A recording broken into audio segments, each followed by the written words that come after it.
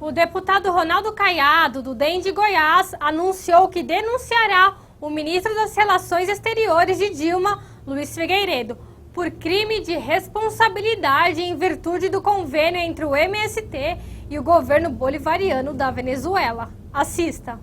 Senhor presidente, senhoras e senhores parlamentares, ao ministro das Relações Exteriores, do embaixador Luiz Figueiredo, como a pauta de Vossa Excelência na manhã de hoje é uma pauta ampla e com temas extremamente polêmicos, eu vou me ater exatamente à matéria específica do requerimento que solicitei a Vossa Excelência. Esclarecimentos. Já que o ministro da Reforma Agrária disse que o assunto é específico de Vossa Excelência e não dele, e que ele não tinha nenhum conhecimento e que era um assunto ligado exatamente à pasta do ministro de Relações Exteriores. Esta é a resposta dele aqui, quando convocado por nós na Comissão da Agricultura. Então vamos lá.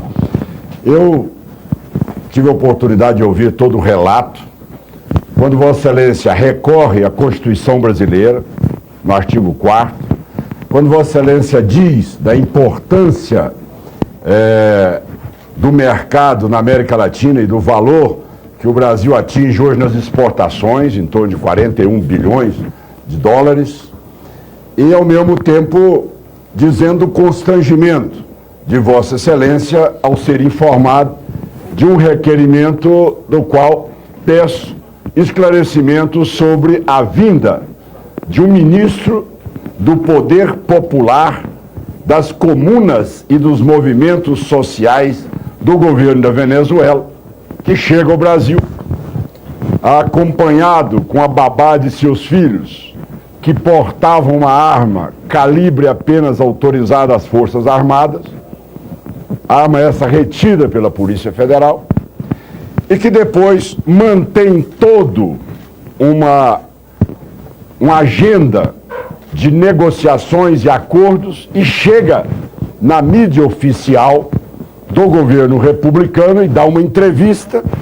aonde o que foi levado ao conhecimento de todos nós brasileiros é que o motivo do acordo com o movimento do Sem Terra era para, palavras textuais, fortalecer o que é fundamental na revolução socialista, que é a formação da consciência, a organização do povo, para defender o que já conseguiu e seguir avançando na construção de uma sociedade socialista. Bom, então, senhor presidente, senhor ministro, eu recorro a Vossa Excelência para debater em cima da nossa Constituição brasileira. Em primeiro lugar, nós temos no princípio fundamental, no artigo 1º, muito claro que a nossa regime, o nosso sistema não é socialista. Deixa bem claro isso. Se ainda fosse acompanhar ideias brilhantes de Antônio Gramsci, ainda poderia até admitir. Mas ouvir um populismo rasteiro, demagógico, oportunista, criminoso e corrupto, como o socialismo bolivariano, é inadmissível que o Brasil ainda dê ouvidos a pessoas que estão totalmente destoando da realidade do mundo e que não tem nada a ver com a melhoria da qualidade das pessoas. Mas, senhor ministro, Vossa Excelência recorre ao artigo 4º da Constituição Brasileira e diz que a República Federativa rege-se nas suas relações internacionais pelos seguintes princípios. Entre eles, o inciso 2º, prevalência dos direitos humanos. É bem claro. E, logicamente, ele sobrepõe todos os outros. Logo a seguir, senhor presidente, senhor ministro, nós temos aqui algo que não é redigido nem pela oposição brasileira e muito menos pelo nosso partido. É um relatório da ONU. Esse relatório da ONU é de 6 de novembro de 2014, bem atual, bem recente, que Vossa Excelência deve ter tido acesso a ele, e que acusa o governo Nicolás Maduro como um estado de exceção, onde 3.000 pessoas foram detidas desnudadas, ameaçadas de estupro, não foram autorizadas a ter acesso a um médico ou a um advogado e nem contactar com suas famílias, além de outras torturas. Quem fala isso? Dinamarquês Jan Modvig, relator do Comitê contra Torturas da ONU. Ô, senhor presidente, o também relator da ONU, a também relatora da ONU, Sádia Belmir, relata também a prática do governo de Maduro leva a acreditar que a Venezuela vive um estado de exceção. Temos informações entre fevereiro e abril de 447 ataques ocorreram por parte de grupos paramilitares contra manifestantes. Então, senhor presidente, a pergunta que faço a Vossa Excelência, objetivamente, quando tratou com o senhor ministro, diante desse quadro caótico que nós estamos aqui assistindo, Vossa Excelência se preocupou em saber, primeira pergunta, se o acordo foi cancelado. Por quê? Se o governo brasileiro não é informado, o MST não tem figura jurídica, ele não existe como pessoa jurídica. Sempre se utilizou de ONGs e de OCIPs para, na paralela e no Caixa 2, ou no desvio de dinheiro do Estado, ou do desvio de dinheiro do PRONAF, alimentar um movimento que não é referência em produção. Ele é referência em invasão. Outro ponto. A Venezuela, ao criar toda essa força paramilitar, onde eles denominam de milícias urbanas, eles querem chegar a 1 milhão de venezuelanos que vão compor uma força paramilitar, chamada coletivos, comunas, onde eles saem assassinando todos aqueles que rebelam contra esse golpe de Estado. A pergunta que faço é a segunda. A preferência do Brasil em poder priorizar os seus parceiros é pelo que pode viabilizar na balança comercial ou pelos direitos humanos? O que pesa mais na balança do governo? Se ideologicamente está de acordo com a política da presidente Dilma, esse governo pode praticar todos os crimes e aí nós vamos entrar na tese do valor ponderal. O crime praticado na Venezuela não tem o mesmo peso do crime amanhã praticado nos Estados Unidos, porque lá deve ser criticado e na Venezuela deve ser abafado. Então pergunto a Vossa Excelência, qual é a postura do Itamaraty? Se a postura do Itamaraty é a prioridade à área econômica, aos direitos humanos e às garantias do cidadão? Segunda pergunta que formula a Vossa Excelência. E terceiro, senhor presidente, senhor ministro, é saber se realmente esse acordo que foi feito, ele busca o quê? Quando Vossa Excelência teve com o embaixador da Venezuela no Brasil, em que termos eles trataram esse acordo? Já que aqui ele prevê uma organização e a sustentação e o avanço de uma revolução socialista. Qual é isso? É a criação de forças paramilitares?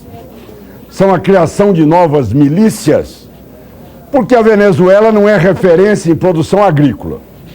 Ela depende única e exclusivamente de exportação de petróleo. E numa experiência no tráfico de cocaína e na produção de cocaína. No mais, ela não é referência no mundo. Então a pergunta, o que é essa troca de experiência? O que vai levar essa experiência? Querer criar no Brasil uma milícia paramilitar para que no momento que o cidadão, num regime democrático, conteste alguma ação do governo, nós estaremos vulneráveis a sermos metralhados por essas pessoas que passarão a ter uma postura de, além do Exército e das Forças Armadas e também das polícias militares, nós teríamos essa força paramilitar copiada do governo venezuelano? Bom, para concluir, senhor presidente, Isso nos inquieta enormemente. Sabem por quê? 2 pesos e 2 medidas. Qual é que foi a posição do Itamaraty ao excluir o Paraguai de todos os entendimentos e conversações quando o Lugo foi deposto, cumprindo a Constituição do Paraguai, e lá foi eleito um novo presidente e o governo brasileiro não o reconheceu? Por que que quando o presidente da Venezuela morreu, antes de tomar posse, Hugo Chávez, com isso não teria a posição do vice, porque estava caracterizado que a Constituição exigiria nova eleição? Por que que o Brasil foi conivente com a posse dele? Então, com o Paraguai, aí os direitos humanos, porque o Paraguai cumpriu a Constituição brasileira. Mas o Lugo, ele rezava na cartilha da presidente Dilma, fazia as concessões de Itaipu, passava a propina de Itaipu para fazer caixa de campanha 2, caixa 2 de campanha, como a Petrobras. Agora, quando é a Venezuela, ela pode descumprir a Constituição, ela, por ter montado um Supremo subordinado à vontade bolivariana, ela é, naquela hora, totalmente atingida de acordo com suas vontades, ou seja, o regime bolivariano venezuelano. Então, o terceiro ponto. Primeiro, só para ser rápido, concluindo, senhor presidente. Vossa Excelência se preocupou em cancelar o acordo com o MST e o governo venezuelano? Primeiro. Segundo, qual é a preferência do governo brasileiro? É pelos direitos humanos ou pelo valor das exportações? Se a exportação com a Venezuela chegar a parâmetro de 41 bilhões, eles podem fazer tudo. Terceiro lugar, se for simpático ao governo brasileiro, pode tudo. Se o Paraguai cumpre a Constituição, mas não é simpático o novo presidente ao modelo bolivariano na América Latina, ele é excluído do Mercosul e o Brasil é o primeiro a achar que pode legislar no Paraguai. São essas perguntas que formulo bem objetivamente a Vossa Excelência. Deixarei aos meus demais pares, os outros temas serão aqui colocados, para que eu me restrinja exatamente ao tema da qual eu formulei a convocação a Vossa Excelência, e agradeço pelos esclarecimentos que venha a formular. Do contrário, senhor ministro, eu tenho que deixar bem claro, se as respostas não forem bem claras e concisas e, ao mesmo tempo, diretas, que possa nos esclarecer, se pairar dúvida, caberá a mim recorrer à Procuradoria-Geral da República, aí sim, pelo crime de responsabilidade. Obrigado. Fidel Castro e Cuba se tornaram um centro de treinamento há muitos anos. São um grande centro de treinamento para desenvolvimento e implemento desses ardis de não precisar mais fazer guerrilhas chamativas para tomar o poder. Hoje em dia, vai-se devagar, comendo pelas beiradas, até chegar ao centro do poder, e daí em diante inicia-se um aparelhamento de dentro para fora. Gostou do vídeo? Não se esqueça de se inscrever em nosso canal. Apresentamos vídeos diários com notícias sobre a política e a sociedade brasileira. Compartilhe e ajude a transmitir o nosso conteúdo.